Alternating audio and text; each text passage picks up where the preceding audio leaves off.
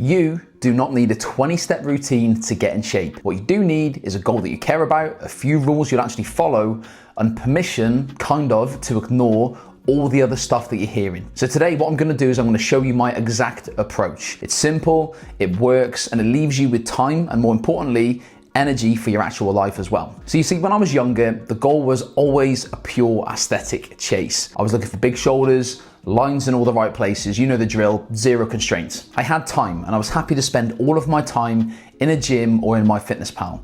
However, that is very much not my life right now. Nowadays, I run a business, I want to be present at home. Brain power is a finite resource and I would like some of it left by the end of the evening. So my approach has kind of changed. The goal is to still be in great shape, but now I care just as much about how I feel and how sustainable it's going to be long term. The constraint is I'm not willing to obsess. I'm not willing to do workouts that feel like punishment or spend hours planning my food. Everything I do must be simple, must be enjoyable, and it must be convenient. So here is the full system that I live by every single day. Food, supplements, training, cardio, activity, recovery, and stress management. The what, the why, and the rules that I live by. So let's talk about food initially. I generally eat 3 meals a day. I add 1 extra protein hit as a snack, and I also have one thing purely for enjoyment. My snack is usually a handful of nuts or maybe a protein bar, maybe a protein shake now and again if I can be bothered with that. That lands me on around about 170 to 180 grams of protein per day. I do not always track calories, believe it or not. The majority of the time, I'm going off the experience of years and years of teaching myself what works best for me with my nutrition. Every now and again, I'll go back into my fitness pal or any other kind of calorie tracking device you want to use,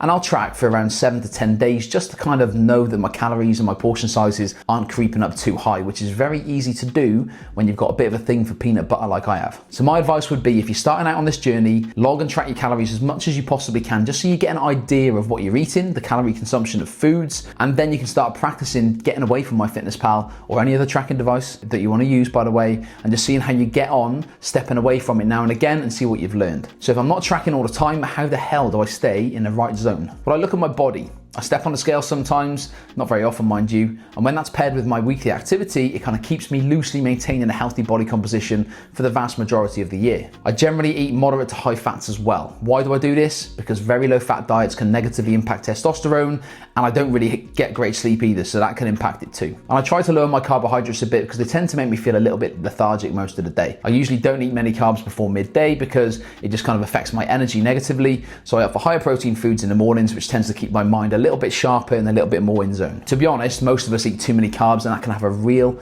impact on your energy levels. So maybe if you feel like your energy's slumping a bit, just cut back on the carbs a little bit in the morning and see how you get on with that. I mostly drink water, I drink coffee with milk, I enjoy a beer now and again. Most of my meals are cooked at home during the week, and I limit ultra processed stuff, but I'm not a Puritan, trust me. My vices are chocolate and the occasional bit of Ben & Jerry's, usually if it's on offer. Once per week for my mental health, more than anything, a croissant is a necessity. Almond croissant to be precise, that one matters. I do not bulk, I do not do aggressive cuts. If I want a bit more muscle or a bit less body fat at any time, I just adjust portions. There's no extremes, there's no need.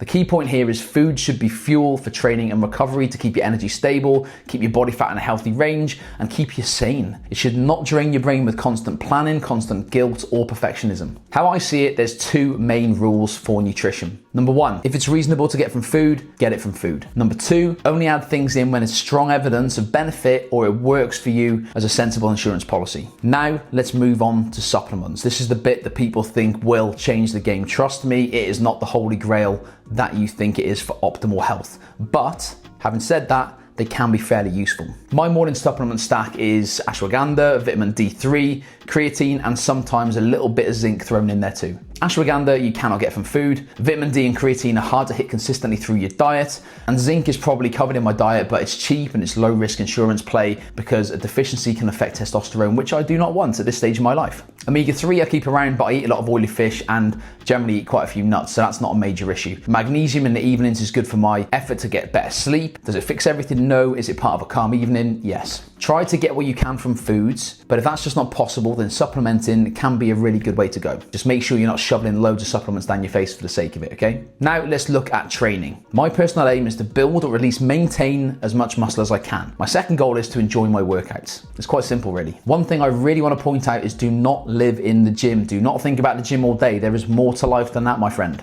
I run a 5-day push-pull legs. I log it in an app, so progressive overload is fairly automatic instead of a mental load. And I drop in the odd kind of superset or drop set just for a bit of fun, but fun is kind of a generous use of the word there. All of the sessions I do are currently in a public gym as well. What I do focus on with my training is a return on investment. Exercises that build the most for the time that I spend in there and the fatigue cost that it costs me. Think about rows, presses, squats, hinges, split squats, pull-ups, pull-downs, all that jazz. Keep the form honest, keep rest periods sensible, train hard, then leave. Again, all very simple. Now let's talk about cardio and general activity. Now in my life, I kind of want to have a non-shameful level of cardiovascular fitness, and it does help create a small calorie buffer for a bit of weekend flexibility if you want a bit of cake or a bit of Ben & Jerry's. I generally do 2 sessions per week on the bike for 20 to 30 minutes, or sometimes on the cross trainer for low impact exercise. If I'm feeling a bit extra sometimes, I'll go for a bit of a run, maybe 5 or 7K. But I do not chase an endurance identity. I am not a hybrid athlete. I'm a person who wants to feel good and who wants to look good. I do not chase 10,000 steps as a separate task either. Life provides the steps. A long walk at the weekend with a little passive aggressive sausage dog more than covers that.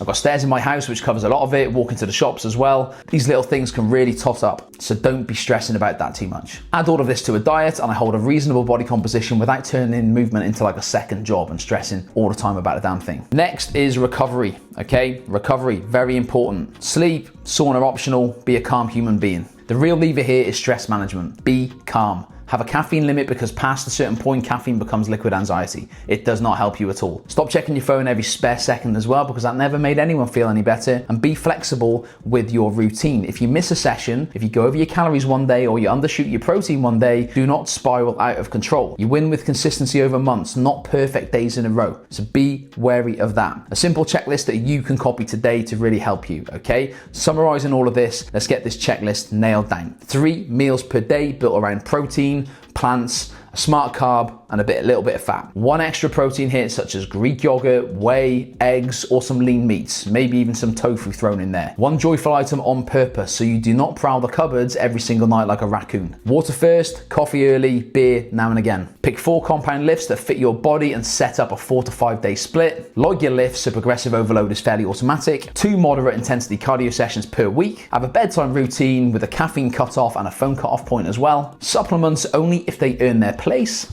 And here we're going to close with a small 7-day challenge. Do the simple list, follow the rules above and note how you feel. Energy, sleep, strength and mood. How do you feel about those? If you feel better in your clothes and they fit better than they were, then you're on the right track. Then repeat that for another week. And if you want my exact templates for meals and a 5-day workout split, just comment the word template below and I will drop a link and send you those over. And if you want coaching that support you and slots into your life without turning you into a full-time fitness robot, then there's this program in the description. Go check it out. No pressure. Use the free stuff first in it. It's generally pretty useful. Thank you for hanging out with me today. And if you liked the video and this has helped you, subscribe to the channel. And if you want more of this stuff, tune in next week as I post videos like this every single week for busy humans like me and you. See you in the next video.